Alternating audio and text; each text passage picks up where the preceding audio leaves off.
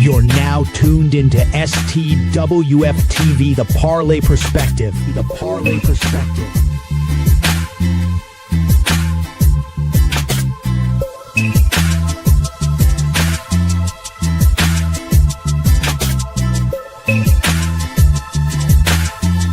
Five, four, three, two, one. What's up? Happy hump day, everybody. It's your boy, Coach Lee. Welcome to the Parlay Perspective, locked and loaded with my man, chilling tonight. What's up, Chilly Will? What up, brother? Man, it's middle of the week, man. Weekend almost here. He said konnichiwa. He's speaking my language. I'm big on anime, so I'm a Japanese nerd. You heard? I like that. Konnichiwa, bitches. Bobby, did you check out the other podcast, man? Y'all was chilling over on Wizzo Talk a little bit, trying to kick a little knowledge. Huh? Hold on. I was so hyped on konnichiwa. Damn it, Bobby is in the building. We ain't seen him in a while. What's good, brother? My man, Bobby, doing his thing. Hey, man, you got to go check out the STWF websites, sports website. Bobby's got some banging out articles up there. This dude's a monster with those articles. He's cranking them out like bloom. I can't keep up.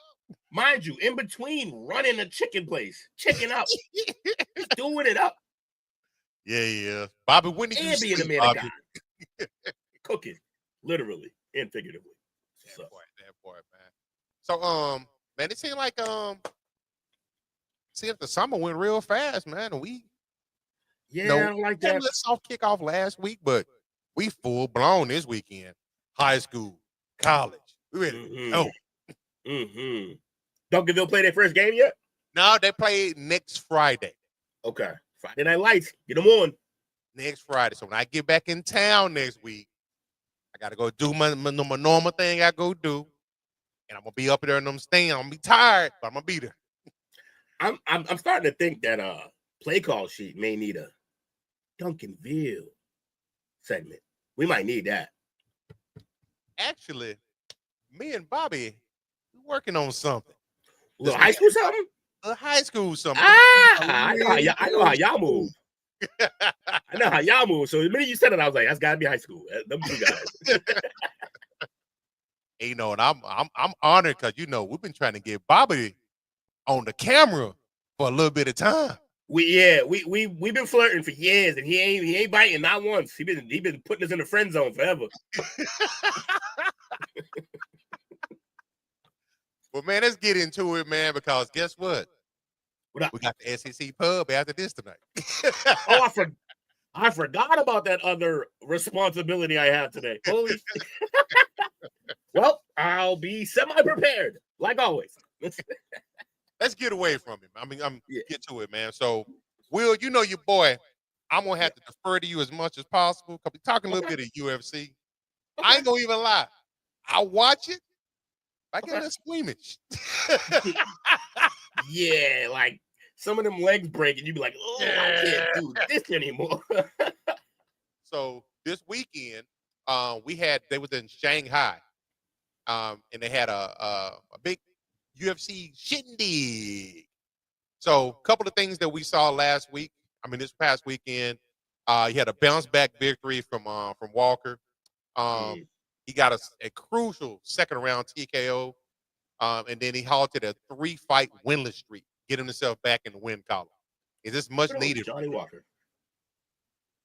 Good old Johnny Walker. Unfortunately, the one time we throw this on the play call sheet, Parlay Perspective. This event was 3. It started 3 in the morning our time.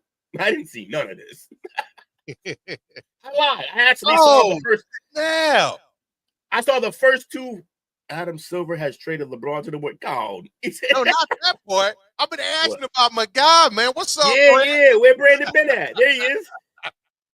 Yeah, there he is. We got Bobby and Brandon showing up today that ain't been around for a while, who are usually always here. It's a good night. But yeah, so I didn't get to see this event, but shout out to Johnny Walker getting the win his third straight. Yeah, the prelim started at 3 a.m. I was still up and then went to bed really soon after that. Didn't see none of the main card. But shout out to Johnny Walker, man. I understand, brother. The performance of the night, that TKO earned him $50,000 for the performance of the night bonus. Nice little check, for putting a motherfucker on the ass. Yeah, you show up, you put a man's lights out, $50K richer. It's a good night. That's good. Now, I think, if I'm not mistaken, Walker, he went into that fight as a considerable underdog. And the guy that he was going up with was Zhang Mingyang. I said it right? Yeah, we try with their names the best we can. He was undefeated in UFC, and he was on a significant win streak. Yeah. The only thing I wonder, I would have to check his. I can pull it up, actually. Let me see. But if he was on a significant win streak and then the culmination of that win streak was to fight the gatekeeper, Johnny Walker, who basically has had his opportunities, squandered them, and is kind of just hanging around, winning some fights, losing others. Yeah, maybe he wasn't fighting the best of the best. But hey, a winning streak is a winning streak in the UFC, so shout out to that, man. But Johnny Walker getting a good win. Now I don't know what it's gonna mean for Johnny, because well, he did had what's the guy, the former champion, Jan Blachowicz, if I say his name. Oh, right? Yeah, Jan Blachowicz. Yeah, Jan Blachowicz. He called him out and said he won a title shot. Okay. Yeah. Shout out to Jan. Jan is a fascinating fighter. That should be a good fight. I don't know if they're gonna give it to him, but you call who you want. Apparently, he feels he's earned a title shot now. Debatable, but I mean, look, I hope he gets it. I don't know that the problem with that fight is I don't know that a lot of people are going to tune in for that fight. So I don't know if Dana's in the position now where UFC did really great for a while there, but I don't think people realize UFC is not doing as good as it once was, and that's sort of because they lack star power right now. Especially in some of their best divisions. They lack star power. And then some of the stars that they do have are just stars in the octagon. They're dominant in there. But in terms of the marketing of the thing, like Chimaev is a savage right now. He just won a title fight. When I say it was one of those boring title fights I've ever seen in any combat sport ever, I mean that. He was dominant. He dominated what's his name? DS, whatever. I forget his name. But he dominated another really great fighter. But all he did was basically he kept taking him down, wasn't doing any damage on the ground, but just wouldn't let him get up. He basically hugged a man for 25 minutes. Just a real long, sweaty hug is what it was. Just warmed down. Just warmed down and warmed him up, because that's all that they didn't really do nothing else. It was I think we were midway, almost to the end of the third, or midway through the fourth, and the other guy, he hadn't landed a significant strike at all yet, because they didn't even get to really throw any. Dude was just taking him. Now look, that's dominance. If you're gonna be good in the octagon, and you got a guy who's great at jiu-jitsu and wrestling and stuff like that, you got to be able to at least defend yourself. Some of the greatest knockout artists in the UFC, guys like Chuck Liddell, guys like Conor McGregor in his prime, the way that they were able to stand up and throw the hands like that was because they worked on their takedown defense. So they would make it so that you couldn't easily take them down, which means he forced you to stand up with him. That's not what happened. This man just got dominated. So you got to be able to, you got to diversify your portfolio in the ring. I mean, in the cage. So shout out to Johnny Walker and Chimaev, but Dana needs some superstars, and I don't know that he has them right now, especially not in terms of a face that you would know, or it's not a lot of guys. A lot of the guys are aging out, or past their prime now. You had Khabib leave while dominating the sport. He just was like, nah, I'm done. My pop, I think his pop died. He's like, I promised moms I would never fight in this ring without Pop at the corner. And he literally meant that. He stood on business. Oh, he stood on business. Yo, Dana has thrown all of the money, coach. I mean, all of the money that he can towards him to get him to come back. And he's like, he just laughed. Dana, you know I'm not coming. Like, it's just. Do you think this is the optimal time? I know we covered it a couple of weeks ago where we the merger with UFC and Peacock and stuff like that. Was this the optimal time? I'm pretty sure Dana probably still gets paid, but a lot of that, the resources and the financial responsibilities probably falls on Peacock now, so he's able to get from under that. Yeah, I'm sure it's what he wanted. So he did not want to be. He probably saw this forthcoming. Yeah, and I think that deal was like a $7 billion deal, something crazy like that. Crazy like that. Yeah, so yeah, I would be surprised to see maybe some of them guys cut and run because like we made the money. That's it. Y'all can have it now. So speaking of Peacock, John Cena, his retirement match date has been revealed. He's gonna retire. So his match is officially scheduled for Saturday, December the 13th. It's going to stream on the aforementioned Peacock as part of a special edition of Saturday night's main events. Are you excited about this? Because this is a guy coming on. I guess he came back out of retirement about a year ago almost. Yeah, give or take. Made approximately 35, 36 appearances thus far. Yeah, and only like a few of them big like matches. Like the rest have just been him showing up. Ambassador. yeah. Well, like just showing up, starting shit and helping with the storylines and then bouncing. Like, but yeah, he's back. Man, I know I'm not crazy excited about this, but I know fans of wrestling are pretty excited. This guy. I got something that might excite you. What's that? Like I said, it's going to be Saturday, December the 13th. Okay. Speculation is it's going to be held in Boston. Yeah, that tracks. He's from West Newbury, but he reps Boston. I mean, and because that's as close to Boston as any wrestler from this area is, we kind of let him. But like, he's not a Bostonian by any strength of the means. Like, not even a little bit.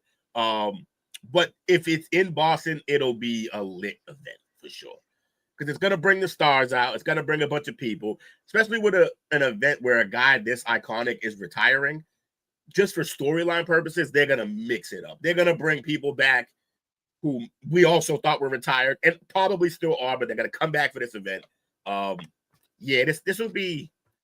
I might mosey on up to Boston and see what happens. I might. We'll see. We'll see what happens. Depends if two can find us tickets, yeah, I'll go. I might have to rep the brand on location, man. I know. That's kind of what I was thinking too. Like, all right, we got a thing that we do. Let's do the thing.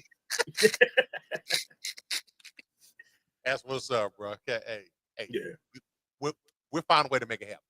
Yeah, we just, always we do. Mm-hmm.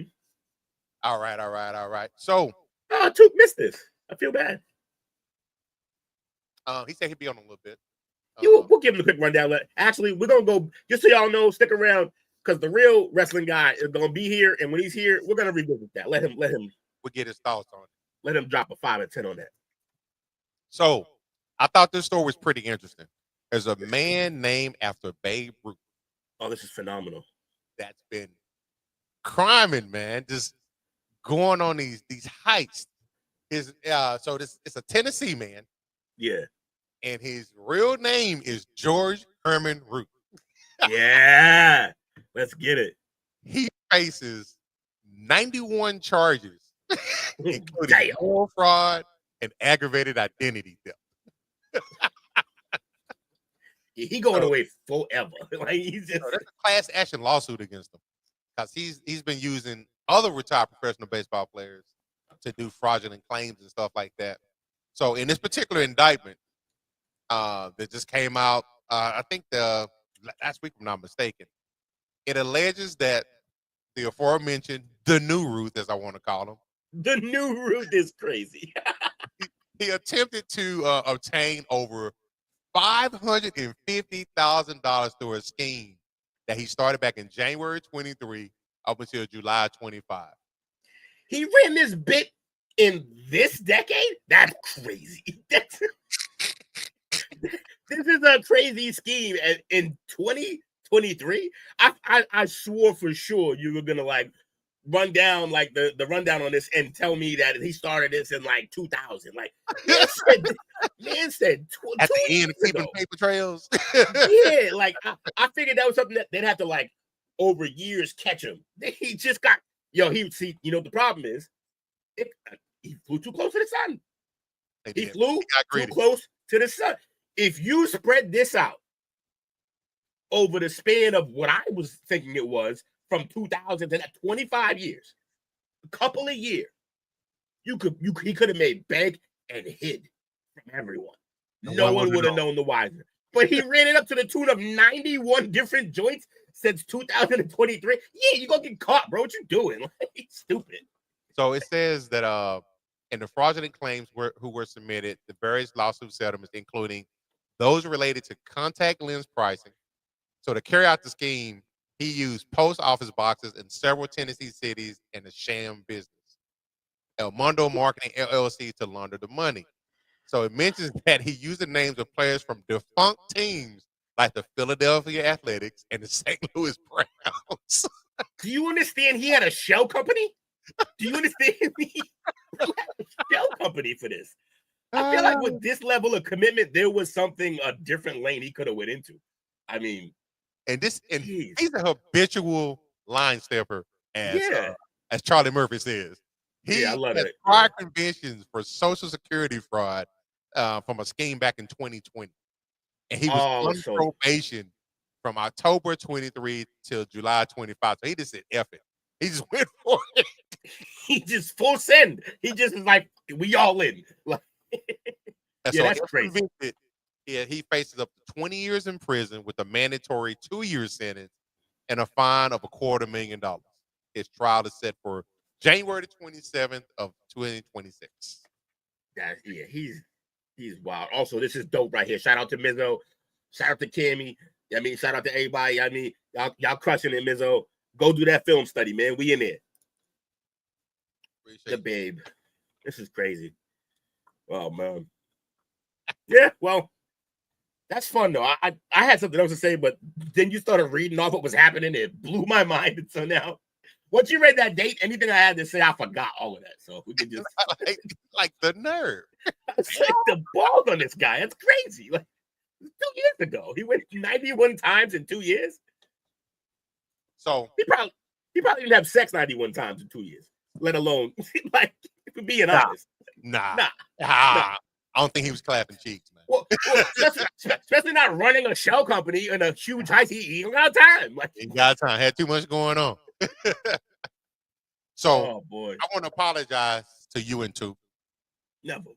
So, our official WNBA team is the Dallas Wings. Mm-hmm. When we got the first overall pick and we got Paige, y'all was like, "You gonna like her?" Oh, she was Caitlyn before Caitlyn. yeah, and she's putting up numbers. That got Caitlyn like numbers, bro. To the point that the WNBA is breaking regular season attendance records. Even though Caitlyn's team is a draw, but she's missed a lot of time. Missed a lot of games. The Angel missed some games too. Yes. So this is kind of what we talked about when those two came in last year and how it was getting divided. But it was like, no, this is their bird and their magic. Yeah. They had name recognition. Got people curious one way or another, because you hated one or the other, but people was watching. And we talking about all the old heads need to come around that. Use that. You got the momentum. I think they heard us because the fans are coming now. And Michael Jordan hadn't got to the league yet. Right. Juju, she coming. Yes. Juju, she coming. Don't worry. So I thought it was pretty cool to see that. So obviously Clark's impact was from last year. She got a lot of interest in the league, with her playing with the Fever and stuff like that. And the Fever, if I'm not mistaken, they got the second highest average home attendance. They average about just under 17,000 fans a game. That's crazy for a WNBA game. No, there used to be 1,700 fans, maybe. So yeah, that's wild. Now, the first expansion team, the Golden State team, they're the first expansion team since 2008 to have a major draw. They have sold out all 17 of their home games so far. And they lead the league in average attendance at 18,000 fans per game. So that just made me want to double down on the conversation me and Took had, where the rumor is the Sun, then the Fire or the Suns, Phoenix Fire or Phoenix Suns, not the Suns because they couldn't name them the same team, right? Right. Whatever. I think it's the Fire. Mercury. That team's go. Mercury. There it is. That a boy. Thanks for showing up. I've just been quiet. I've been in the car. I'm in the zone. I'm trying to get home and get some groceries, darn it. Let me get Hell yeah, dude, that you here. in here. Appreciate you. Well, put me in. I appreciate you, bro. But yeah, Mercury. The Mercury about to fold. Now, there's been a back and forth about how they're going to go about this. Are they going to just transfer the team? So, like how the Colts got stolen and the Ravens took over that squad? Or how Seattle folded and the Thunder got that squad? Okay, so got our team here. They were the Tulsa Shock, if I'm not mistaken. Oh, okay. Oh, that's right. The Tulsa Shock were a thing. I forgot all about it. Why did they put a place in? Why did they put a team in Tulsa? What did they think? Anyway, moving on. Whatever. Long story short, we're one of the cities in the running to buy that team. The hang up is they're trying to make it cost more. I don't know which way it went. Took was explaining it briefly. He was saying either they're treating it like it's not a new team, that it's just a team moving, which I think a team moving actually costs more because you bring most of the people or whoever you're going to bring with you. Whereas just starting a whole new team, about the league starter fees that are involved. Yeah. So I don't know what's what, but they're trying to make it tougher. But hey, just based on what happened with Golden State, I assume part of that is because Golden State as a whole is loving basketball right now, since they're on the back end of a dynastic run from their men's team. I think that would play just as well in Boston because we're on if we don't clean house, which I'm worried about, but we're on a little bit of what should be a dynastic run ourselves. I like that word. Dynastic, right? It's awesome. Hit you in the head with some words every now and then. I mean, Stephen A. Smith got me on my joint. So wait. This team, the Mercury, moves to Boston. Yeah. What are they going to be? The Boston Shamrocks? I would take it. Yes, please. Shamrock's fire. and just give people even more reason to be hammered around that building because that whole area is just bars. it's just bars. The Celtics and the Shamrocks. Let's go. So basketball show. Shut up, Dale. So the WNBA, they've expanded the schedule to 44 games. So they're showing growth in that aspect. Okay. So it's giving fans more opportunities to attend games. And with expanded television coverage comes advertising dollars, which comes revenue. Right. Which means the players can get paid more. Yes. That's how it works. Which we all know they want and won't stop talking about. But now they deserve it. Hey, look, they up in the meter. They moving the needle a little bit now. Let's go. Can we have a quick sidebar right quick, though? Yeah, what you got? What's your stance? Oh, perfect. Gotta come in for this, too. What's y'all stance, man? I think I know what we all gonna say here. And I understand why the girls are saying differently. But should they lower the hoops? No. Oh, I wasn't expecting that. No. Drop them. You want to see ladies dunk? We see more bangs. I love the women's basketball game because it's in purest form. I love the chest passes. I love the plays being run. I don't want to see women doing ISO. I mean, hey, when Juju get here, you're gonna see it anyway. So like she gonna be ISO in. But she's Mike. Yeah, fair to say. So I'm just saying, with that change coming, you know, all the hoops, everybody gets donkey. What, you want to go down to 8 foot? Nah, No. it's too crazy. No, you don't move the hoops at all, man. Hey, Duke's here. What up, Duke? And all that. It is, man. You don't change those hoops. Of course, the money. Somebody mentioned the WNBA money, man. No agreement. It's rumored that they may not even come to an agreement at the October 31st deadline. So it's a lot. There's a lot to maneuver right now. It's a lot of stuff to do.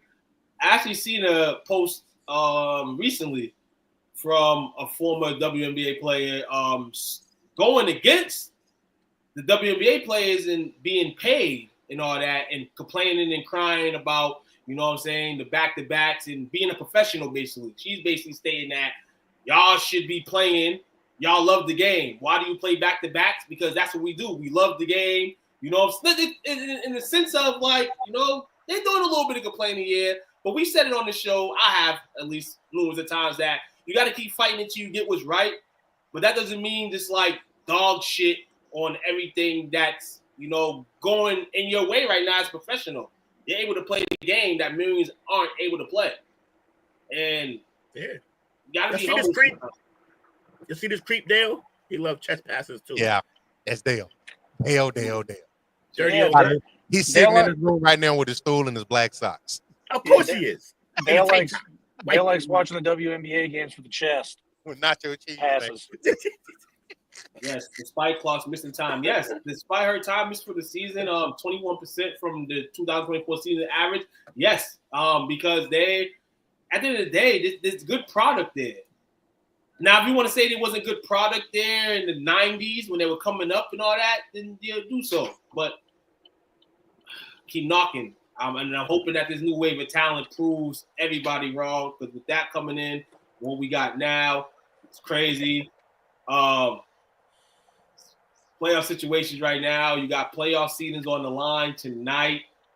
For the most part, you got the Aces playing the Dream right now. The Aces have been playing excellent basketball. We trying to put them in the water. You know, as the season was going in the beginning, they have been hot. Audrey Wilson's been hot.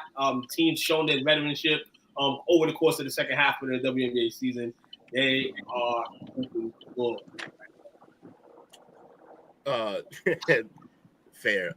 Dale said, wait, y'all ain't say nothing about Coach saying he like chest pass. Yeah, because Coach ain't a pretty old man. And I said, I like the purity of the game. He just said, I like me some cheese. I like me some chest passes. Mm-hmm. French fried potatoes. Get him out of here. His favorite players to watch is Brittany Griner. Of course it is. I don't know if y'all mentioned this too, but there's a couple of teams that can clinch playoff spots as well. The Storm, I believe the Storm have the 6th spot.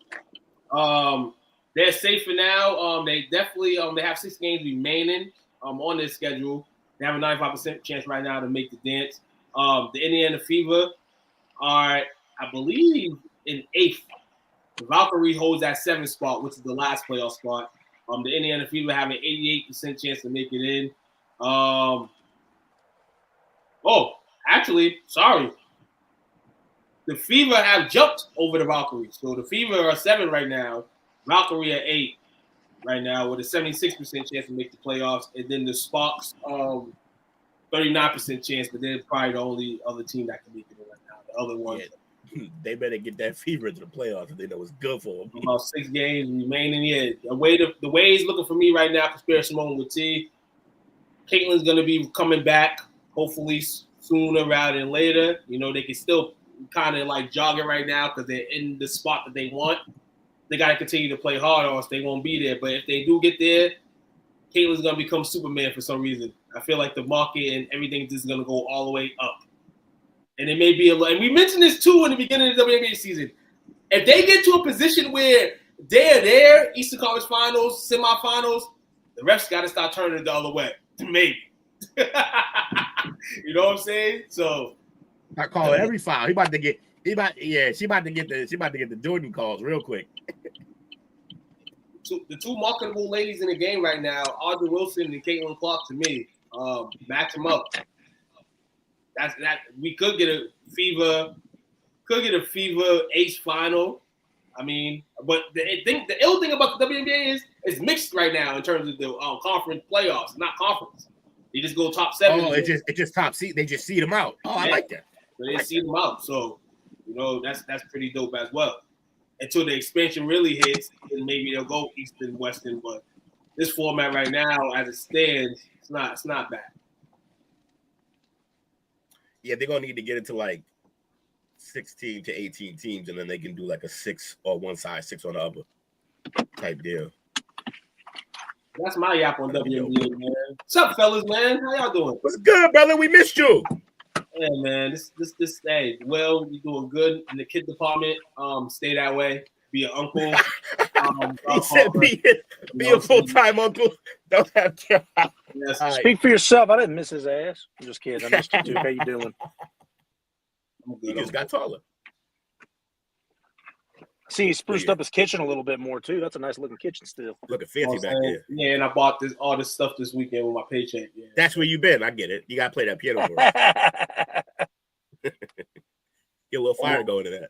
in the fireplace back there. NBA side, Malik Beasley has been cleared of he has some accusations of illegal gambling and game fixing and whatnot. So he's been cleared. So now it stands that the Knicks and the Cavs are eyeing bringing him in on a free agent contract. What do you think he fits best, and do you think he's innocent? Innocent ain't got nothing to do with it. He cleared. What you talking about? What we talking about? Probably not. But if you got cleared, truth is, if you are guilty, they typically catch you. But did that graphic say that the Knicks are interested? Yes. For what? They need shooting. They need a shooter. They congratulate if Mikal Bridges ain't work on the 3-point form or the 3-point percentage, and we know he probably has it. They need a shooter. So if the Knicks are in line for him, maybe the Knicks got a little bit more money than I think to go get him. He was inked to a 3-year, $42 million deal with Detroit before all this happened. I would love to see him back, getting re-signed with Detroit and kind of let the motion go back in there like that. But maybe Detroit doesn't have no more money no more, after the situation. I mean, I would think that Detroit goes back to it, figuring that he's cleared, but they probably did everything they felt like they needed to do in the summer. So Knicks, Cavaliers, possibly, like a coach mentioned in the clip. They said the Knicks and the Cavaliers are limited to offering Beasley a veteran minimum contract. They don't have the bread, either team, to give him what he probably has earned. And he's not a guy who's made a bunch in this league yet, because he's kind of always been a jobber. And that's what I'm saying. And that's kind of why I was like, damn, you do the jobber like this? A guy that's like the Brooklyn Brawler and then become Shawn Michaels for a couple seasons. Right. You know what I'm saying? And then now you go to the table, and then you're like, nah, we're not going to go to the table. We're just going to say that you was gambling along with Terry Rozier. That's what we're going to do. So basically that helped everybody who might have paid him. That whole case and uncertainty about the case kind of gave them the excuse to be like, look, you only going to get a vet min for this year. You better go and show out. Give me a show me deal for the vet min. That's rough. If I'm him at this point, nah, bro. Take it to Washington. They'll pay you. Yeah, like I said, it ends up with him in the ball with the pool teams. Washington, Sacramento, the Pelicans, the Bulls, and Indiana, surprisingly, because they're going to get some exception cap back for the Halliburton situation. That'd be a good place for him. That'd be a good place for him. They lost some things in this offseason. So, yeah, I don't know. We'll see. For the Knicks, it's weird to me because, like I said, I didn't think they had the money for it, which they don't. But, yes, they need shooting, but also, like, Mikal Bridges can shoot. He didn't, but he can. We've seen it before. I think we learned this playoffs exactly what I've been saying about Mikal Bridges. Yeah, he can go out and get you a bucket, but only when you feed him the rock, and he's not good enough for you to feed him the rock and you be a winning team. He needs to be a 3-and-D guy, and because he's that, but inconsistent shooting, kind of just a defender. And then he got torched all playoffs. So he's not even a defender anymore. I don't even know why they have Michael Bridges at this point. It's a bad pickup at this point because it's not working out. But hopefully they can get him to come around. Maybe look what I just tried to do. I was gonna say maybe an offensive-minded coach. They went out and got what they got? Mike Woodson, not Mike Woodson. Mike Brown. Right? Mike Brown. They basically got a weirder version of Tibbs. Yeah. This is I don't know. I'm curious. Took brought up a valid point of he would like to see him go back to Detroit, but I'm wondering when this story came out, did Detroit kind of give him the Heisman and distant, and he felt some type of way? Yeah, that's what happened. You didn't hear nothing about Detroit. You heard the media, obviously, what they say with every athlete, like, oh, it's going through its proceedings and all that, and whatever. Yeah. But you didn't hear nothing. You didn't hear players speak out for bees. You didn't hear nothing. For a team that was soaring last year, and he was one of the main parts, it was kind of sad to see. But I'm not surprised figuring that Detroit got a bunch of young guys, and they probably don't even bake into that type of stuff right now. That's what I was thinking. So that's exactly what I was thinking too. That even if he's good, a veteran presence, a shooter, all things that every team needs. If you even think for a moment that he's in some shady stuff, you can't bring that team is young. Like they're not young, they're young. You really can't bring them around that because there's too many minds he can influence there that you don't want that to happen to them players. So yeah, he might be done with Detroit as well. So like Took said, you're looking at bottom feeders, or maybe the Celtics might grab him. I can see that. I can see that too. I don't think we need him though. We could use the shooting, I guess, next year because we don't got Tatum. But 1 year rental. A 1 year show me. Actually, we're a perfect fit. 1 year rental. If someone else out there is going to give you a bag, don't take the bag because no one else is really going to do that. If they're not, then you want to vet men on a team that has a chance to win. Well, maybe we're not the perfect fit then because I don't think we win enough next year. Yeah, I don't know. Watch him be a Laker. He's got to be a Laker. That's just how this always happens, isn't it? He's going to be a Laker. Took going to be happy about it. He should be. Look at him trying not to smile. We need a shooter too. No lie. You do, especially nothing that you got Luka in town. You need shooters everywhere around him. Speaking of the Lakers, this is what we do. I ain't see the list, by the way. I just do this. Sorry, y'all. So LeBron James has been reported that there was several times Golden State has tried to trade for him. This goes back to February of 24, summer of 24, February 25, July 25, and even August of 25. So that's 1, 2, 3, 4, 5 different occasions.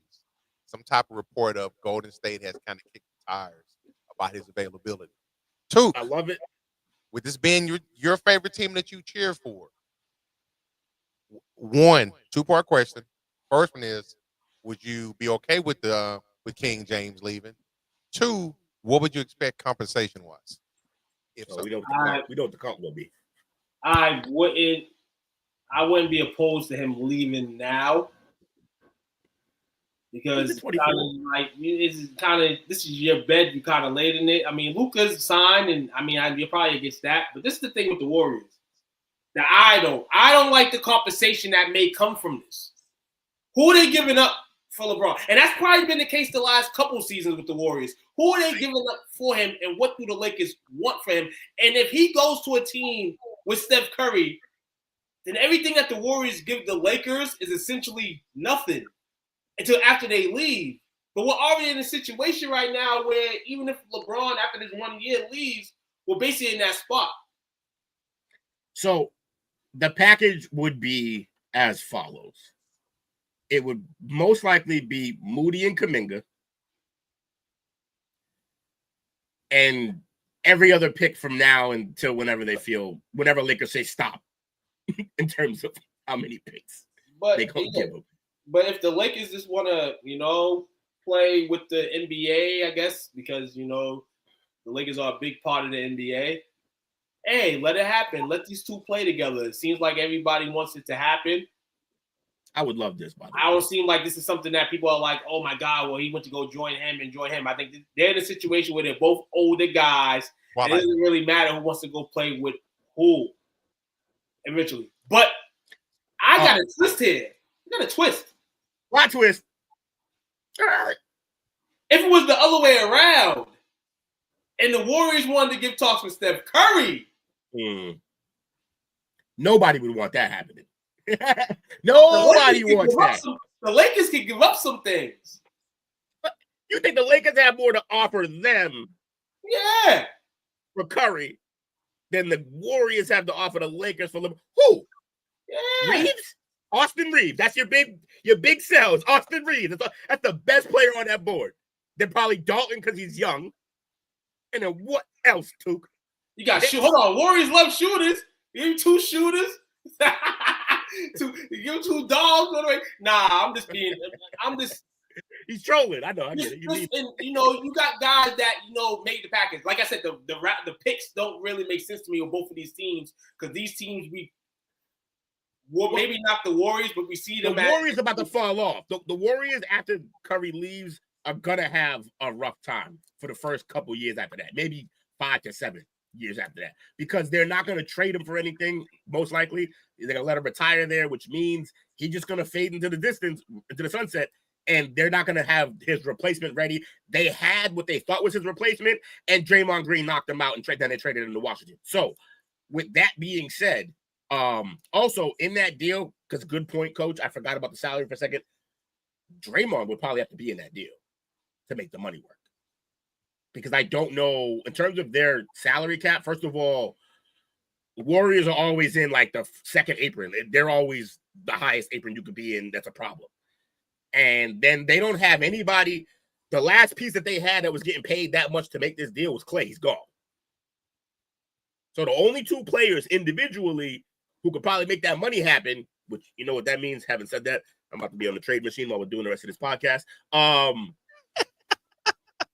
Is Draymond Green. Wiggins maybe. He's getting paid a decent amount. Wiggins gone. Draymond, Kuminga, and Moody. Oh my God, that's right. Wiggins is in Miami. Wiggins Miami. That's what I'm saying. Like everything they can. Like would the Lakers say we'll take Jimmy Butler? Just if we wanted the Warriors and the Lakers, but honestly, the free way would be as this is mentioned. LeBron's salary this year is 52.6. You can wait till next year where LeBron feels like I've done my due diligence in the contracts. And the Warriors can go sign him to another 1 year, 2 year with a 2-year option and sign him for whatever they want. It would. You're right. You're right. It would be Jimmy. I forgot Jimmy. I forgot they did that. It would be Jimmy, and I don't. Do the Lakers want a 37-year-old Jimmy Butler? 36. Well, only in the case that it would be an expiring contract fairly soon. That's the only reason they would take that because. Warriors may end up getting LeBron for a couple of dollars, but that'll be next season, I think, if anything happens, unless he retires. Yeah, this is gonna be wild though. So my internet is. People already going with the fake reports that LeBron's talking about. This is his last season, and I've seen that going around a few times today. He's doing the whole. He gonna retire a bunch of times. Briefly, and then just keep coming back selling. He's doing the Tom Brady. Tom didn't really do that though.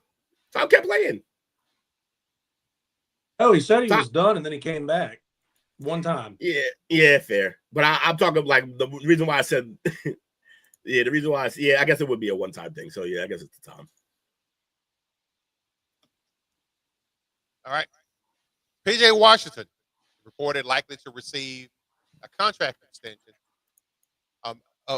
amid the trade rumors. So right now, PJ is eligible for a 4-year, $90 million extension. Oh boy! But sources close to the team suggest that they may agree upon a 3-year, $60 million deal. He's 27. It'll give him a little bit of chance. No, he can make a little paper now. Give him and then give him a chance to try to re-up again. You think that's a good extension? No. I mean, he's gonna probably say yes, maybe, maybe not. But this man's came a long way. He should have already been paid. But you got to remember the situation with Brittany Griner, Brittany Rittner, his baby mama, and all that stuff happened. And then, boom. Then that came all in the media, and it's like, can we trust this dude with some dollars? Then he kind of, fell in his game, and then he picked it up. So right now he's at the pick it up stage where right now he's kind of, in my mind, solidified. Like, this is what you're going to get. And this is a good player right here. So it is time to talk money, but when you said 490 or 360, it's kind of like they're just telling him you got to take this, man. And the NBA is a business. It's a business, so it's kind of whack in a sense, like, you lost that bread. He definitely lost $60 million in that situation with his baby mom. Yeah. Alone. He knew better. They ain't even touched. So right now, he got to continue to play catch-up. But if I'm PJ and his agents, and we've seen a lot of agents over all sports in the last maybe 6-7 months, my guy wants more. We going to stall out. So is he worth that? I think he got to play real strategic and real close to the game. I don't think he can let his agents really take a hold on this one. I think it's what he feels for himself. He loves the game of basketball. He's at home. He's a 27-year-old man. He's playing with an organization that's not only a great organization, but they believe in him. And I was looking at his numbers. So he plays about 32 minutes a night. He averages 13.7, 7.2 boards, 2 assists, 1.1 steal, and 1 block a game. But he's shooting 44% from the field and 35% from behind the arc. Yeah. Hey. In the NBA with numbers on average, it's below both of those. You can't. He's meeting standards with a team that he doesn't really need to be the first option or the second. But we've seen shades that he can be that option. Not consistently, but if they need to fill in for the night and he needs to play that fiddle, he can do that. That's in the OKC series. Right. He got that dog in him. Like, he's a guy that's going to be out there competing with the dogs, making sure that his team ain't getting knocked out by 20. You know what I'm saying? He's definitely going to put in the work. Shout out to the Wildcats, the former Wildcat. And, Calipari, you roll with the Calipari tree, you're going to see a few contracts in the NBA. Just with him, it's one skipped because of situations that, you can't say he could have prevented himself from because, when you're in love and all that stuff happens. But I think he got out at the right time. The situation ended at the right time. There's no right time, really, but, it's a good time. It's a good situation. Give that man his bread. I'm good with the 360 or 490. Me, honestly, I do the 360 because I probably can opt out in that fourth. That's true. That's doable. Plays both forward positions, and it's definitely going to be a lot of people wanting Ricky to try to gain the reins to get that starting spot. Get the flag. Okay, so next up, I thought this was going to be real fun for us. We're going to look at the team. We all cheer for different basketball teams, and I found a article where they look at the Mount Rushmore for every team of the 2000s. So not the all time, just from 2000 until now. All right. Yeah. Oh, we can do that. I don't want to get your perspective. Obviously, we got to represent everybody on here. Now, even though this cat don't like talking basketball, it's bum.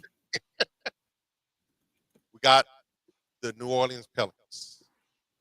For their Mount Rushmore, they got Chris Paul, Anthony Davis, David West, and Zion. How we feeling about that? I'd replace Zion. He didn't play there long, but he was so dominant when he was there. I'd replace Zion with Cousins, honestly. But I don't hate this. Yeah, Boogie's a beast, bro. And he played about collectively as much as Zion has played there. And they do say in this article that the Zion being in there is potentially a controversial spot. It is because he said, "Give me Peja or Cousins over Zion." See, and that's a fan of their team. I kind of agree with him. Peja, who? So Yakovich, all right? See, I can't give Cousins of the century because then he only played like a half of a year. He got hurt. Dude, he got hurt, bro. He played a half a year. I would have to go through the Pelicans roster. It wasn't a lot. It was like a year. It was like a half year, maybe a year. It wasn't very long. But like my thing is that that's still about close to how much Zion has played, but it's not a lot. That's true. Yeah, I think they could. I think they just lot over everybody and just try to put a main face up here, so they put Zion. Yeah. Hey, yo, is that Truthfully, Xavier's CJ David McCollum. West? Yeah, that's David West. Let's go. Musketeer represent. Look at the X on his... No, look, he got it right there in his arm. The X on his arm. It's Xavier. Bobby said, we are a terrible franchise, y'all. We don't have a lot to pick from. Yeah, that's fair. That's fair. I'll be damned right. That is the Xavier X. Hell yeah. Well, good eye. Mm-hmm. Oh, I thought that's why you just remembered he was there. You didn't even, it's the X. All right. Next up, Jake's team, the Suns. Oh, this is all from one team, by the way. The entire Basically. thing should be from one team. Yeah, it's Marion, it's Steve Nash, Stoudemire, and then Booker. You are correct. That's who they picked. And then Booker. That's it. Like they're almost all from the same team. Well, wait, I only said Boris Diaw. I got Boris Diaw. Let's go. Hey, my bad. I'm dumb as fuck. You guys said Mount Rushmore, and I'm trying to come up with a starting five. I'm like, there's only 4 people on Mount Rushmore. Well, to be fair, to be fair, it's basketball. It probably should have been a 5-man Rushmore. I know it's 4. This one trivia. Jake, I'll ask you first, Jake. Who was the 5th member of this starting 5? Oh, was it Shaq Diesel? Of this 5, I don't think it was Shaq. No, it should have been Tyson Chandler. No, let me think. They didn't start Jared Dudley on this squad. No. No. That was the 09 team. That's the 09 team. Let me think. Wait. They had Raja Bell. It's Raja. Hold on. Not Raja. J.R. Rich. J. Rich, no? I'm trying to think of it. I don't even know the person. How you about to ask us a question? How you going to ask a trivia question without these? No, because I don't know. I don't know because it's not Leandro Barbosa because he was the 6th man. Isn't it Raja Bell? It's either Raja or I don't know what year, but Joe Johnson was on this squad at one point. That was early. I think that was earlier, yeah. So Dale saying that it was Bell. Took out here too. Marion, hold on. I think it was Raja. So Marion played on those Suns teams that beat the Lakers? I believe so. Yeah, the one that it was Bell then. Raja. Bell. Yeah, it was the Kobe stopper. That's why you forgot about him. I didn't forget about nothing. I'm the one that said Kobe Raja. stopper. Not you. Oh, Took. Is your name Took? Hold on. I get my will moment. I got that right.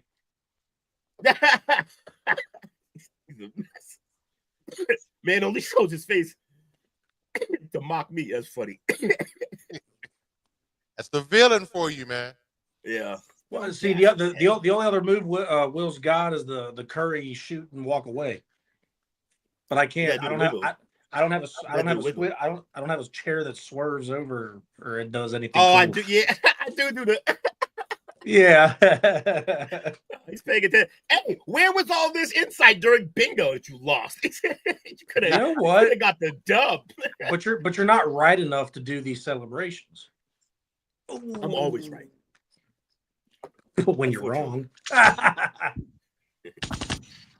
The villain's back. Right. What's up, everybody? Next up, of course, got my Mavs. Who do you think it is? I almost said Mark McGuire, like a crazy person. Jason Terry, Kyrie Irving. I don't think they get Kyrie out there. Luka. Mm-hmm. One more, you probably won't get it. Will might get it. Tyson. It got to be Tyson. It should be Tyson. It should be. That's all I'm gonna say, guys. Is a lifer. It's a lifer. Lifer. It's a lifer. I said I think Jason he Kidd. plays for the Mavs right now. Yeah, so He's it's not still there? Jason Kidd. It's not Jay Kidd. No, not Kidd. He's still there. Is I it think he's Powell? still It's Yep. Powell. No way it's Powell. That's crazy. There's no way it's Powell. 700 games Nuts. played as a Maverick. He's I don't grandfathered care in. if he played 7,000 games for the Mavericks. He don't belong on nobody's Mount Rushmore. What are we talking about? Hey, Behind Dirk for the century. the Mavericks feel about the White Powell how I feel about Derek Fisher and Lakerland. No, but Derek hit humongous, clutch, game-winning, series-saving shots. Powell is a traffic cone. What are we talking about? Another two defense like that again. In the Raja trade.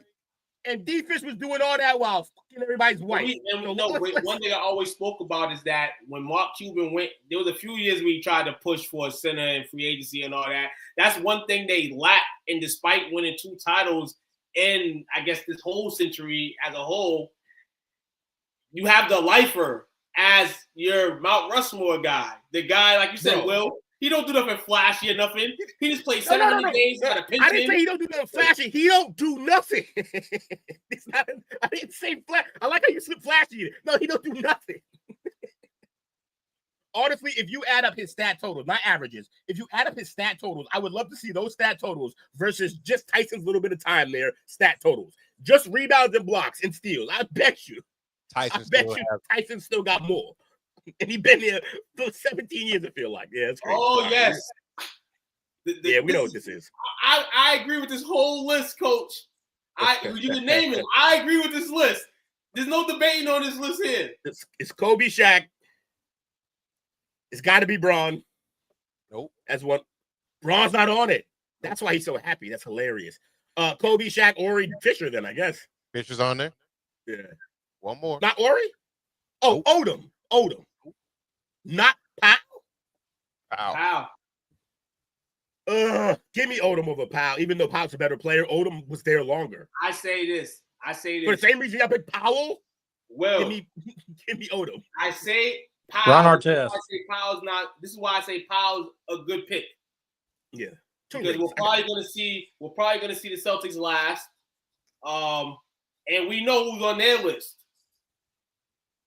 And there's similar reasons why both of these guys are on the lists for these teams right here, though most of their careers were played somewhere else.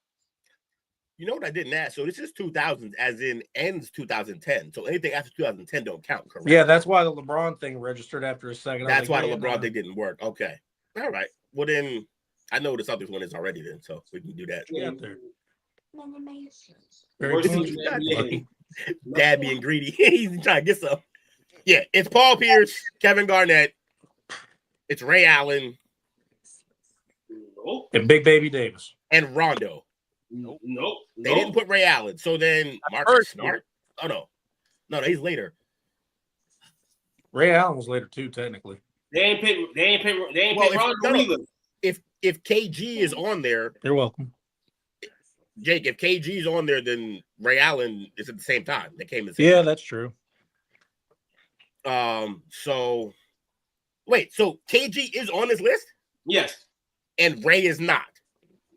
Correct. Wow. And Rondo is not. Correct. That's outrageous. This list. Scalabrini. It's from every team from since 2000 to now.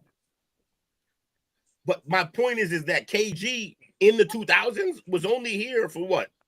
06, 07? That is 06, 07, 08. He was there probably until like 2000. If it's really 2000, then it should be Paul Pierce, Walker, and then Twan. Yeah, Twan. Twan is not on there? No, Twan ain't on here. This list is flop. No, they added to the list Jason Tatum, Jaylen Brown on this list. But so it does go into. Yeah, no. So it does go into the new era. Yes, it does go into the new era. Well, if I knew that, I obviously would have picked those two. Well, then it's this JT and JB. But I'm not gonna lie, though. I'm not gonna lie, bro. Rondo got to be on that list. Rondo got to be there. Rondo got to be there over Jaylen Brown. Over Jaylen, okay.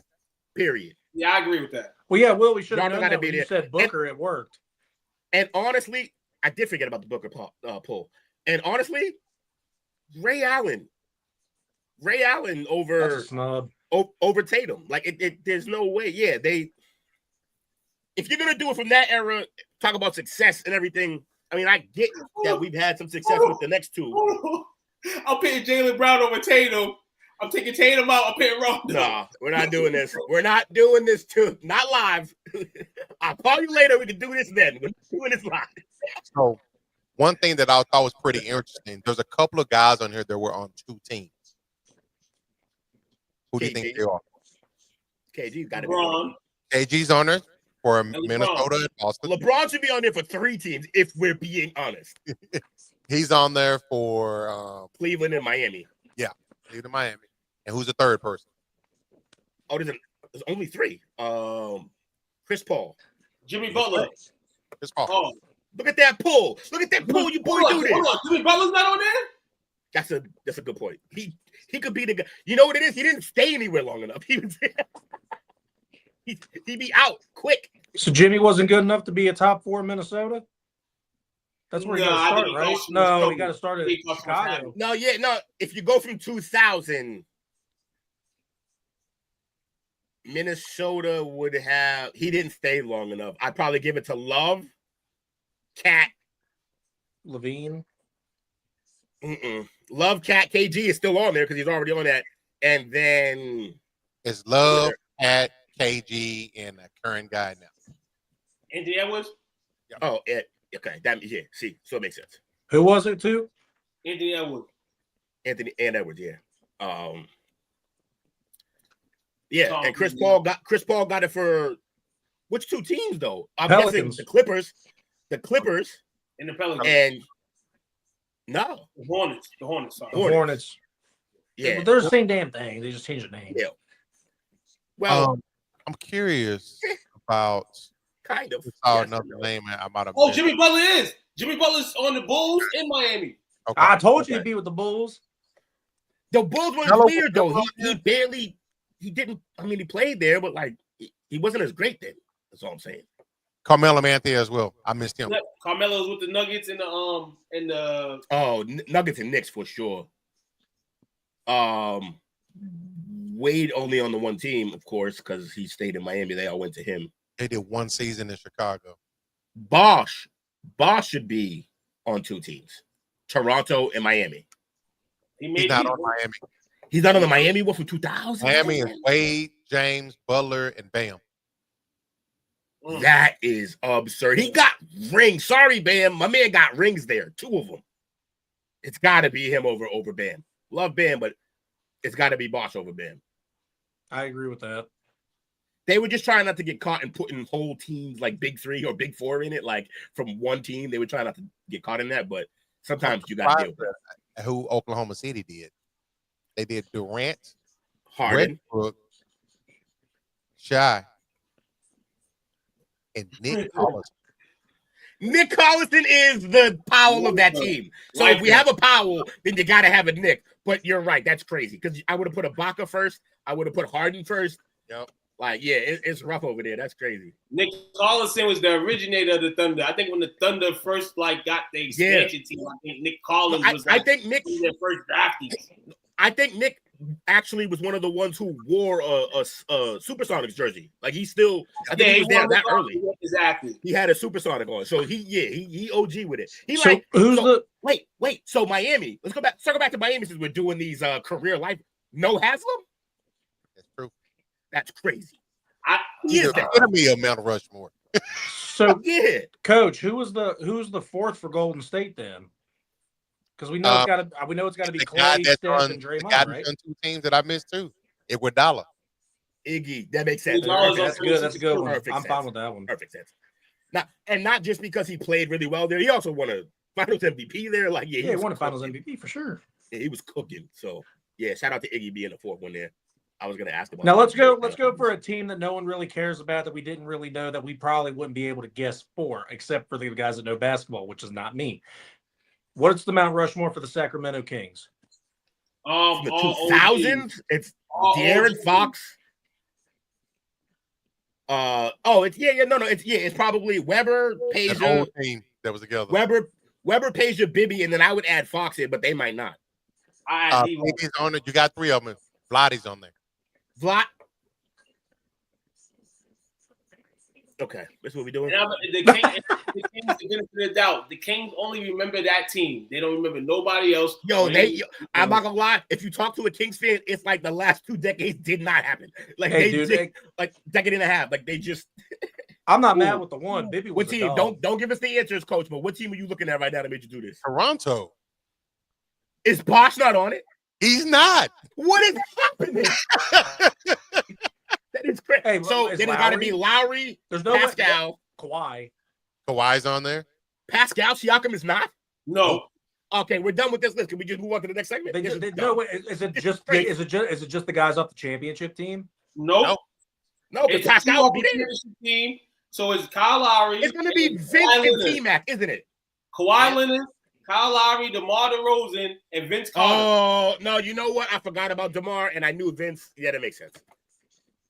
It's crazy, but it makes sense. That man was the second best player. Well, the second best player on the championship team. Pascal. Hold on. And I want to know, does Cade and I want to know, just because, did Cade Cunningham make the Mount Rushmore for the Pistons, or is that too young? Because it's 2000. It's 2000, which means you got Chauncey Billups, you got Rasheed Wallace, you got Ben Wallace, and you also got I'm just Tayshaun Prince. Oh no, I'm not yelling. I'm just saying, like, well, I am yelling because I'm. This list is pissing me off. But it's not you. It's the list. Rip Hamilton was getting heated. Got me worked up, coach. Got about to tell you. Yo, I think Ben Wallace, Tayshaun Prince, Rip Hamilton, and Chauncey Billups. Yeah. What was the first one again? Not she. Chauncey, Ben Wallace, Tayshaun Prince, Richard Hamilton, Chauncey Billups. I think, honestly, the reason why Rasheed didn't go on there is because they though he was the glue that kind of gave them that championship, I think they wasn't respecting the glue. He was easily their best overall player. Chauncey was their leader and big shot taker, and the floor general. But their best pound for pound all around player was Rasheed Wallace from every one of those teams. That's crazy. Excuse me if I mispronounced the first name. Did Deron Williams make the Jazz team? Who? Deron Williams make the Jazz's Mount Rushmore? Deron Williams made the Jazz team along with Rudy Gobert and Boozer, Carlos Boozer, and Andre. And Mehmet Okur. Oh, it was Karolinko. Wait. You said Rudy? Yep, yeah, Rudy was there. Yeah, Rudy was there. 3. Man, this is the play of the years with Utah. Yeah, fair. Hey, whoever found this is fun because I'm learning some stuff doing this one. I want to be honest. I think Coach used to come in here with like some crazy dope lists. I think he picks terrible lists now to piss me off. I think that's what he does. I'm convinced that he just is like, yo, Will's gonna hate this shit. We're gonna do this. It's funny. The 5 NBA rules that should be changed next. I see how we can. 2 still involved in the game, still lacing them up. Will still watches it. So 5 rules that they should change. The first one, stricter enforcement on illegal screens. Yeah. Look, I don't like this, but I do like it for the simple fact that this is one of the rare occasions that they're talking about a rule that actually helps the defense. And oh wait, no, it doesn't. Yeah, it does. So okay, I'm with this one because you got to make those screens tight.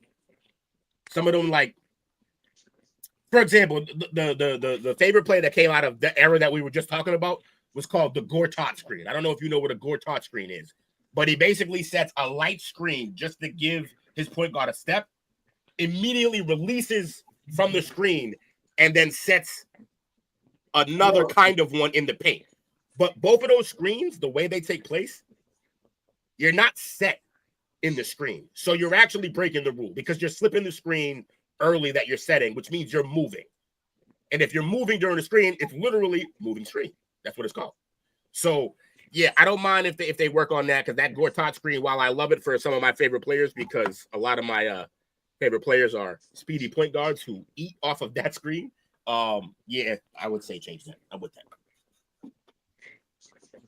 that. Second one, addressing offensive players drawing non-basketball fouls. That's the flop rule.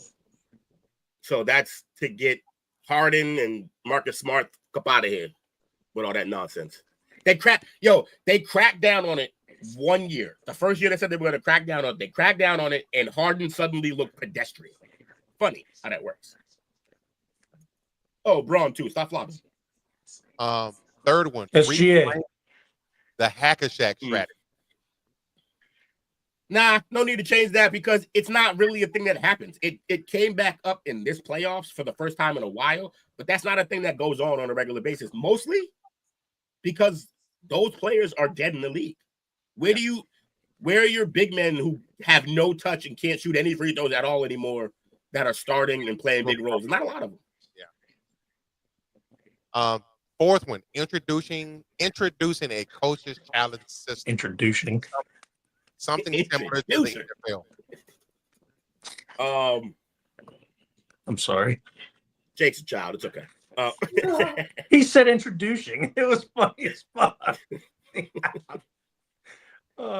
that man alone. Anyway, that's why I can't be on camera. We still would have heard you laughing, chuckles. I don't know. The coach's challenge, like, we've seen this. It doesn't speed the game up. Slows the game down.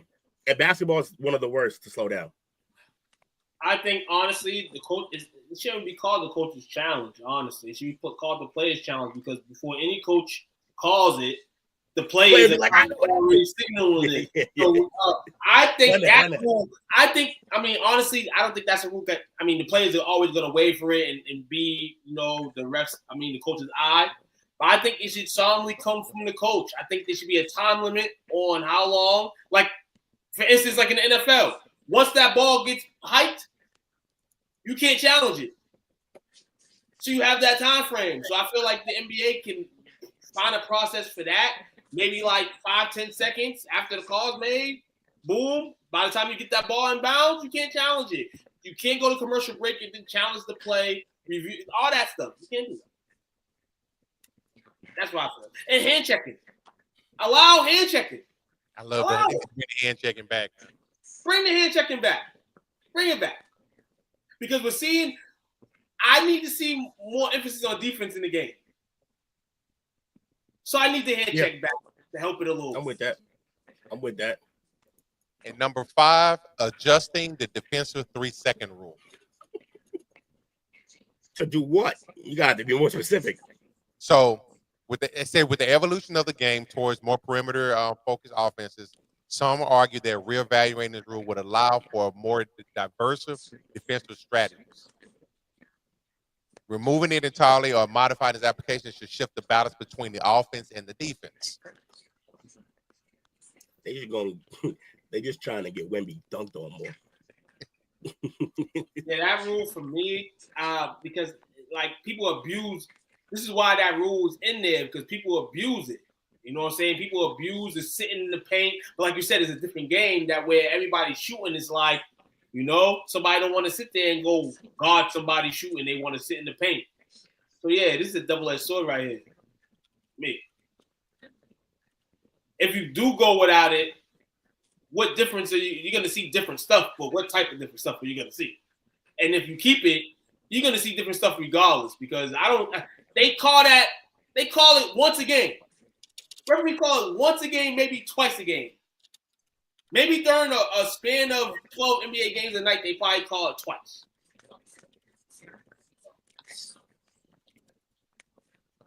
All right. Into some gridiron, fellas. Coming to the home stretch of the show. Damn. So we're going to take a look at the AP preseason All-American team.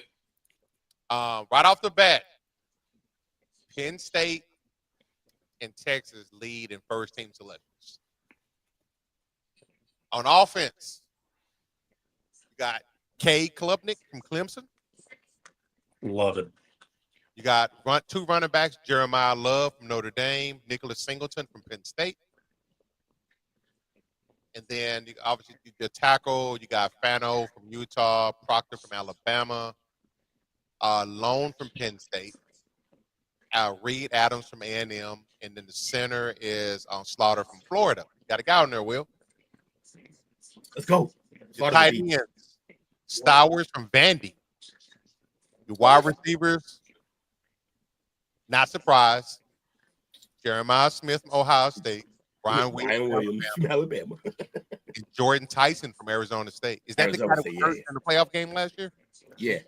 Your all-purpose player, Desmond Reed from Pitt. And your kicker, Zavada from Michigan. That's your first team offense. They're going to kick a lot, so. Yeah. First team defense. Dylan That Stewart and the fact, from South Carolina. Defense, yeah. Who? Dylan Stewart from South Carolina. Okay. You got that damn Duncanville Panther, Colin Simmons from Texas. Let's go. Pete Wood from Clemson. Interior lineman, Zane Durant from Penn State. Your linebackers, you got Anthony Hill from Texas, Weeks from LSU, Lewis from Pittsburgh. Pittsburgh got quite a few guys on here. I know he's balling like that in Pitt. Sonny Styles snub? I don't like that. Dane Wallstats is back in the building. Cornerbacks, Moore from Notre Dame and McCoy from Tennessee. Your safeties, obviously Downs.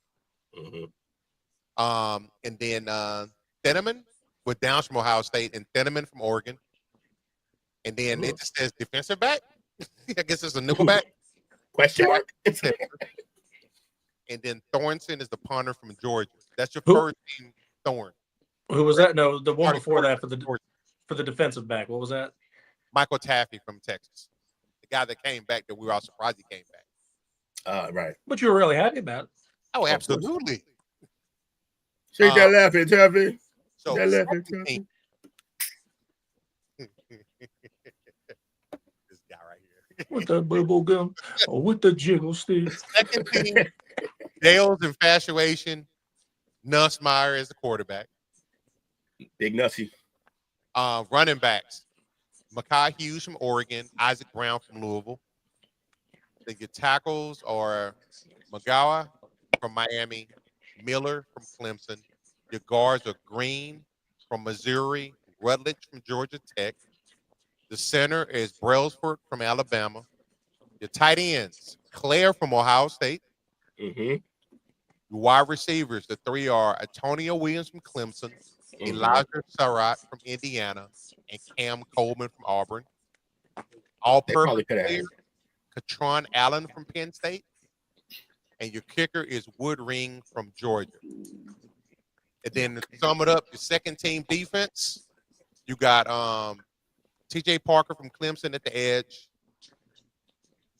Ugalea, I don't know if I said that right, from Oregon. Interior linemen are Kennan III from Alabama, Miller from Georgia. Your three linebackers on the second team, York from A&M, Perkins Jr. from LSU, Fisher from Indiana. The disrespect to Sonny Styles is ridiculous. I knew they was going to get you, Jake. That pisses me off straight up. Man. Really chaps his khakis. Hey, man, you know what really grinds my gears? The cornerbacks are Rivers from Duke, Pons from Indiana, and then your two safeties is Perich from Minnesota, Bowden from Georgia. Your defensive back is Kilgore from South Carolina, and then your punter is Eckley from Michigan State. See, what I'm gathering from this is South Carolina's got a pretty damn good defense yet again. Yeah. It sounds like they do. Yeah, they're hyped on that defense. I think the only defense they might be more hyped on is what, Penn State? Penn State got a good defense too. And Georgia. Yeah, get him out of here. He's such a weirdo. What'd I do? Like, Not you. why do you think I'm always talking to you? Because you can't ever keep my name out your mouth. I never say it. I'm good. Talk about Dale. Oh, Mind the woman boy. All right. This one was one that I think one of you guys added it at the last minute the other day. Tyreek Hill. Man's divorced. Not happily. Not happily. So with him, this is crazy, man. So part of the divorce filings, it happened because there was a domestic dispute that happened back in April. at their Miami home. And the daughter witnessed it. And now they're getting the divorce. The proceedings are, right off the bat, his ex-wife, what's her name? Capri? No, that's the daughter name. Her name is I Want Half. Keita Vaccaro. She got more than half. Oh, is that Kenny Vaccaro's sister? I think it is. It is Vinny Vaccaro's sister. Wow. Cue up the Kanye Gold Digger. Right off the bat, she's getting money. She should. $500,000 in a lump sum. She's getting monthly payments ranging between $20,000 to $50,000 for support, spousal support. Yeah, that's an expensive divorce. $457,000 in legal fees. $100,000 for her to buy a car. An exclusive use of their shared $5.5 million Miami condo. But he'll be responsible for the mortgage, the insurance, and the utility. That's crazy. I think if you win in the divorce proceedings, like if you win more than double what your court fees are, pay your own shit. Enough. But yeah, he did what he did. He got what he got. Tyreek's gonna be playing into his 40s.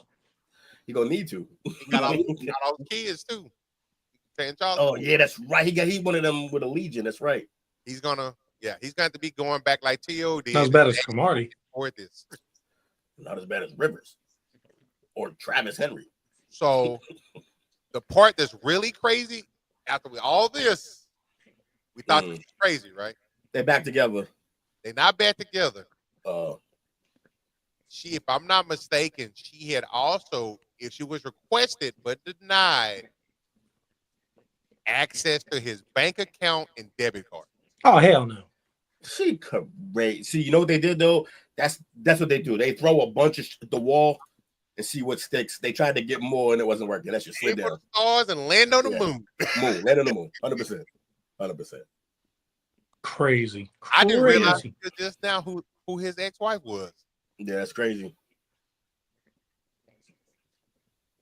And you know the thought process is, yeah, she's a baddie, but also she understands the football life. That'd be a good situation, but nah, what she understood is how to hustle the football life. All right. But also don't put hands on people. Yeah, that's true. Two. We gotta cover this. It's getting nauseum. I know Will hates it. But we gotta cover it. I don't even know what it is, but he knows. Oh God! Cowboys stand up with Micah. Is this by design? It's starting to become like it's by design. I'm seeing his parents being talked to. I'm seeing all types of videos going out. I see Jerry on airways. You know, Stephen A. Smith. You know, giving smiley face. It's starting to feel that way, but the kind of luck we have as Cowboys fans, man, we have to think both ways in this situation. As much as we want to think that he's going to sign that dotted line before the season starts or even during the season, we can think that. But at the same time, you got to think what Jerry has given us and has not given us, this can fall under all that all in one. He gave us Michael Parsons, a great stud-out player in this draft a few years ago. And when he doesn't give us the Michael Parsons extension, doesn't sign him, gives him away. So as a Cowboys fan, I'm puzzled right now about all this stuff right now. The only thing that's on my mind is we play next Thursday. We open the season up. And that's all I can worry about right now. Can't worry about this contract dispute going on right now. I'm a Cowboys fan first. Micah, hope you can do what you got to do to serve the bag for you and your family. But at the same time, next man up, baby. I think he plays the opener. I think obviously he'll be on a pitch count. It was reported that he and Coach Shoddy had about an hour and a half meeting the other day to hash some things out and reset some expectations. And he's been medically cleared now. So the catch is, I know we talked about it the other night. The catch is now, if he tries to come back now and say he has a back injury, since he's been medically cleared by the team doctors, they can say that it was a non-football injury. They don't have to pay him nothing.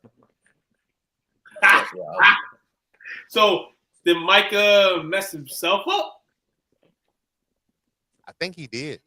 Nah, he could show up, run a couple sprints, and be like, hamstring. Right back on the shelf waiting. Yeah, man. That's why, like I said, Will, as a Cowboys fan, I'm just going with Cowboys. Play next Thursday. Next man up. That's how I'm feeling right now. If Micah does play, he does sign, whoopie-doo, finally it happens. But I hate this type of stuff going into a season. This might be, and I feel like every fan feels like an important season for their team. But in terms of like the red flag and the bomb going off, this season here is like, yeah. This season gonna tell a lot. Yeah. Figure it out. Let me see. Pay the man. I have a cramp in my wallet. Hey, everybody keeps screaming the Packers and they got a good package and all that. If the Packers did, then maybe Jerry would have said okay, but it doesn't seem like they don't because Mike is still a Cowboy, technically.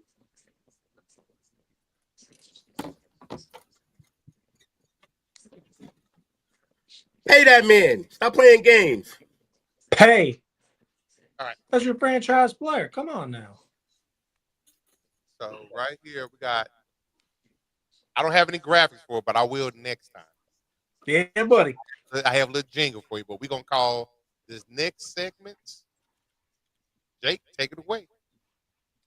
Yeah, we got the NASCAR playoffs are finally upon us, and for the next 2.5 months, we're going to be started breaking up when the segment started. I think Dale did that. Did it? Oh no, hold on, wait, hold on. I'm just a little bit far from the Wi-Fi. Coach, I had sent you a video too because I wanted to show everyone the big one from this weekend. Let me know when you're ready for me.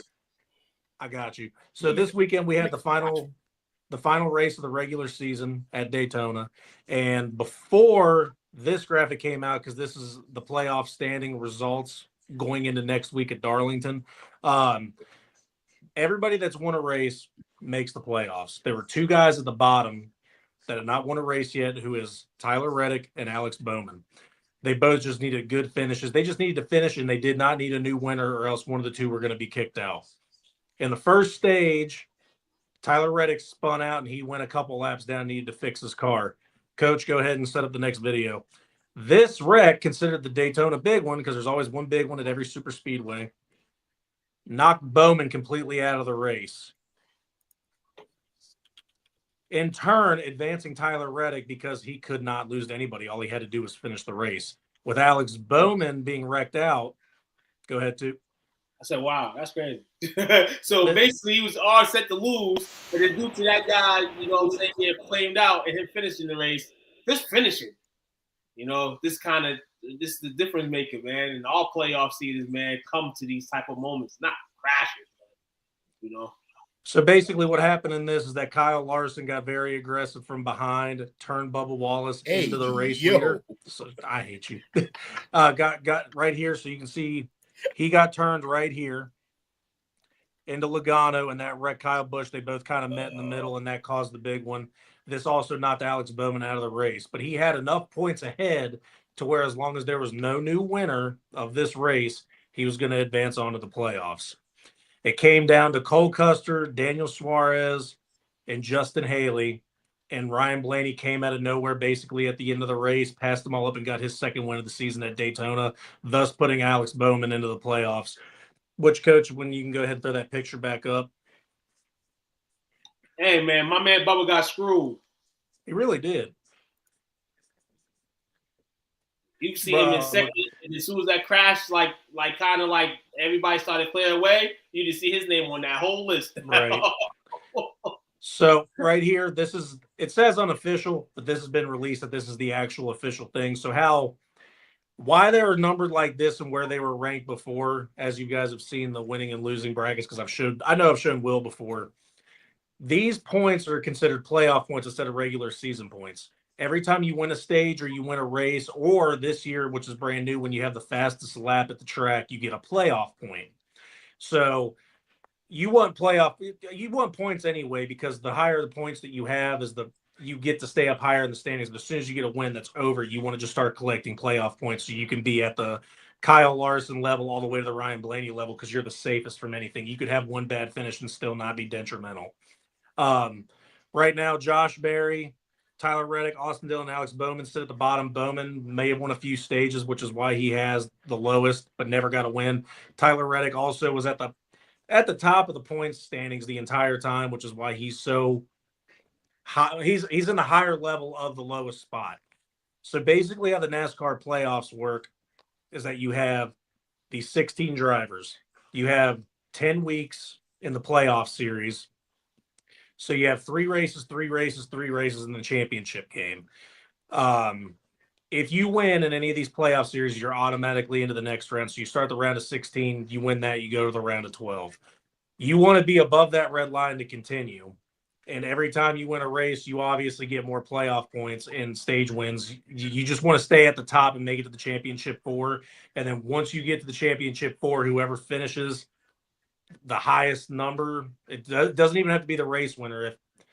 If this race comes down to William Byron, Denny Hamlin, Christopher Bell, and Chase Elliott, if Denny Hamlin finishes 4th and everybody else is below him, he won the NASCAR championship that year. I was about to say, so basically, like Kyle Lawson, for instance, right now can end up winning just by just being in a stagnant place.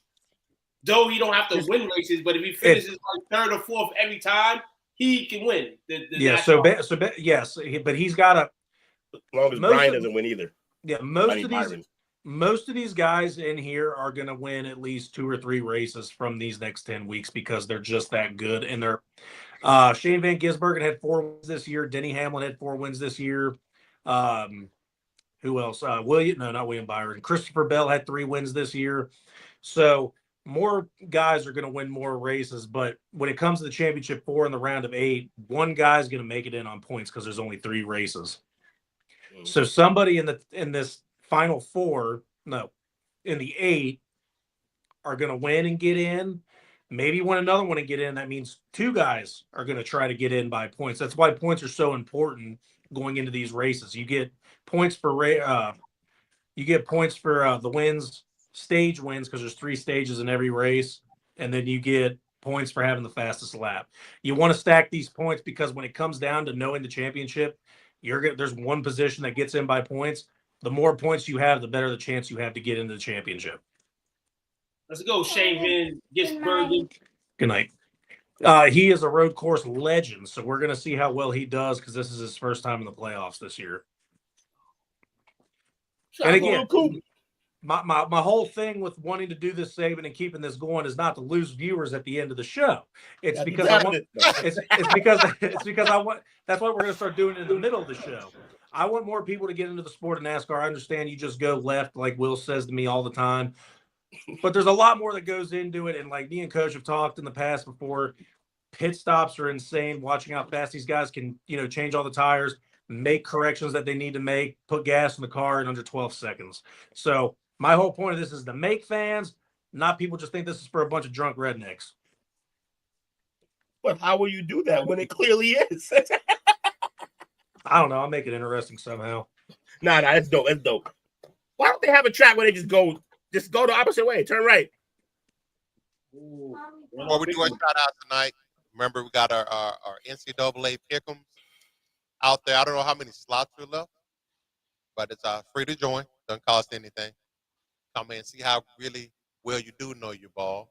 That's the information for the NCAA one, and here's for the NFL one. Yes, sir. Anybody can join, and hey, we ain't calling for your money. It's free entry. So guys, girls, if you want to have fun every week and pick them, and then end up with $50 at the end of the season for doing absolutely nothing, choosing picks on a Saturday or Sunday, feel free with the guys. And you got us 4 in it. And that guy, I don't want the smoke with the NFL. Just let y'all know, y'all might want to, have a permissive sign before you come into the NFL gate with Tuke over here. And I just want to say, you won one, I won one. Come on. I wasn't I wasn't joined into the leagues yesterday. Right now, I've already made my week 1 picks. I'm in there. You made your week 1 picks already? I still don't understand how to do the I'm gonna spread stuff. copy them all. That spray be getting me. Hey, I already told Coach, I was like, I'm going to be doing terrible in the college one because I don't understand the spread stuff.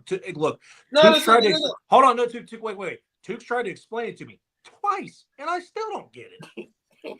You don't. This is what you do. College football. I'm gonna give you the intake, Jake. I picked who I think. Just live bet it. Live bet it. Whatever you don't know the pregame, live bet it. I'm gonna tell everybody right now. Live bet everything. All this waiting. He's telling you how to gamble, not how to do pick'ems. No. You want to win, Jake.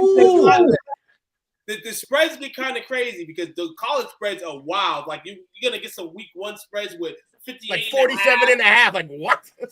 Hey, 9.5. I'm underdogging all the spreads for all the underdogs. I just thought of something, Coach. Yes, sir. When we making our picks for the NFL Week 1 next Wednesday? Yes, next Wednesday. Everyone stay tuned. Yours truly will be on the road. Time for me to get my. Also, Will's got to take down the picks. No, I'll be there. I'll be in the hotel room, but I'll be there. Hey, just letting y'all know, I'm coming back for my crown. I also love how you just jump to me. You could write them down. You know, you could have been. It could have been you. Hey, you're the one that's got the pen and paper.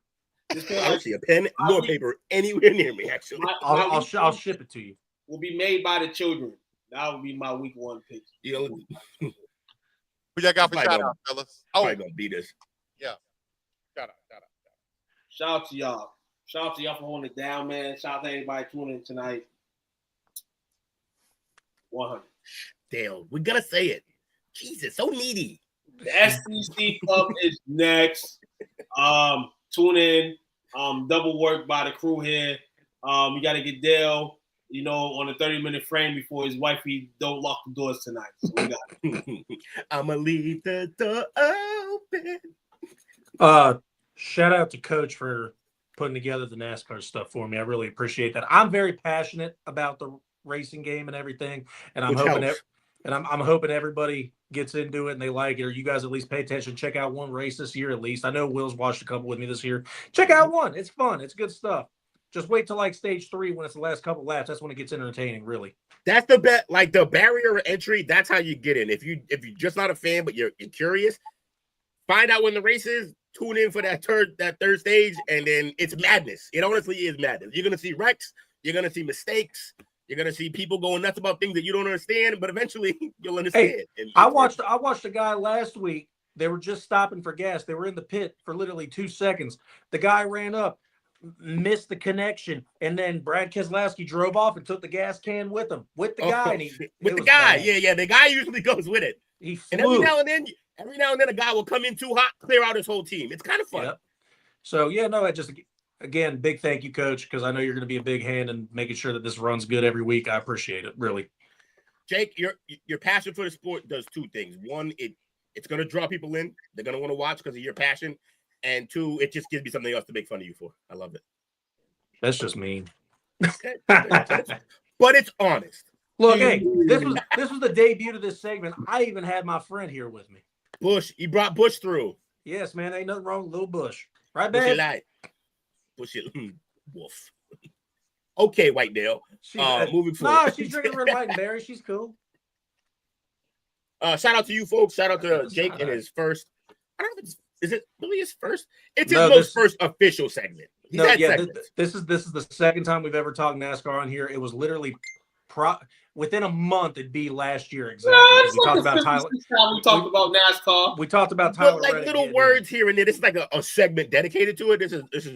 I mean, if changing whips don't concern, we had a long segment of changing whips with the Bubba Wallace situation. That's a whole. You see, that's a negative light on the sport, though. That's a different approach. We were talking about nooses and racism. It wasn't really about NASCAR. I said changing whips. You said I changed it whips. A man brought it back to the Mason Dixon. That's crazy. Shout out to you fellas, man. Another solid week. Got another show right after this, as mentioned earlier, the SEC Pub. College football has officially, it started last week, but officially started for STWF tonight. So come through to the SEC pub in case I didn't yell enough for you tonight. There'll be more. Let's go. Yay. Shout out to you fellas, man. Shout out to Took coming through. We missed you, like I said before. We miss having you here. So Took, remember the last, I missed a few shows and the shows went quick and I thought it was me. But then you missed some shows and the shows went quick. So it's officially just us. Like, yeah. It's me and your fault that these shows go so long. No. You know what it is? Nope. Know what it is? The less people. You gonna blame on me? Watch. No, the less people. And that's could be me, you, a coach thing, Jake thing. Whenever there's one or two missing, the show's shorter. When there's a full cast, bombs the blow. Hey, I call bullshit. The damn chop up yesterday was still 2 hours, and you and I both weren't there. Oh, the chop up? No, I said that months ago. Chop up a different breed, different beast. The chop up is kind of like we don't touch it because of the chop up. I only missed one show with you two, and I missed the hell out of you for the other two just watching from the outside. Yeah. Took Metapause Watt, I missed you. Yes, sir, man. What? Bitch, I won't get fined. I mean, I'm not gonna lie, that it kind of rolled off the tongue, but like, why? I don't understand. We got there. What's the sign off for tonight, gents? Dale, stop rushing us, dog. That's what's going here. Hey, shut up, Dale. No, it's back. Dale sucks. Dale yeah, we did. Right. Yes, it's back. 3, 2, 1. Dale sucks. Thanks for watching our show. Remember to subscribe for more shows on the network. Smash the like button, share, and comment.